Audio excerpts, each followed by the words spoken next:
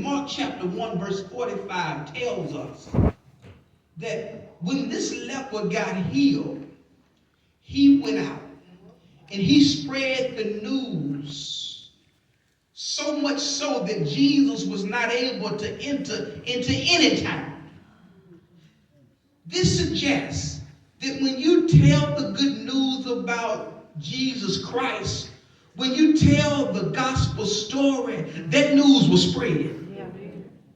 And anybody, just how they tell us to wash our hands and to wear masks and get your flu shot so that the disease won't spread. I'm suggesting, I got a sneaky suspicion this morning that anybody who comes into contact with Jesus is susceptible to being changed.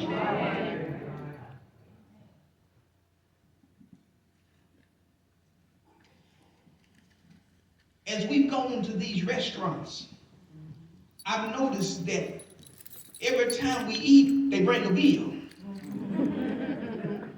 But can I tell you something about sin? Sin also has a bill. And Jesus Christ is the one who paid the bill. So I want you to know today that whatever you may be going through, this leper speaks to us and encourages all of us that we can learn a lesson from him, and that is to turn whatever you're going through over to the Lord. It's right there in verse 12. I got about 2 minutes left. When he saw Jesus, he fell on his face and begged him, Lord, somebody say, Lord, Lord, if you will, can you make me clean? This man with this virus of leprosy is looking for what we learned they call a vaccine. And he goes to the Lord to get it.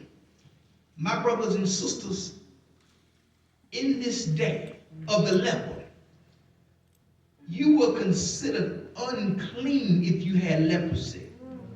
And they would house them in a community outside of the general population. They were ostracized from the town. So my question is, knowing the law and the manners and the culture of that time, how in the world did this particular leper know about Jesus? Apparently somebody in this community must have been talking about Jesus. So my question here today, my brothers and sisters, what is your conversation about in your community? What do the people that you fellowship with, your neighbors, what do y'all talk about?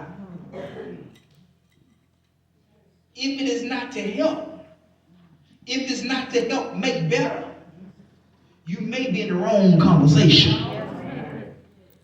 Because when I look and I see that this leper bumps into Jesus and Jesus gives him healing, today they would call it a vaccine, it messed me up because scientists tell us today, Sister Allen, that it takes 18 months to develop a vaccine. But can I suggest to you that all it takes is one touch from Jesus and your situation can be turned around?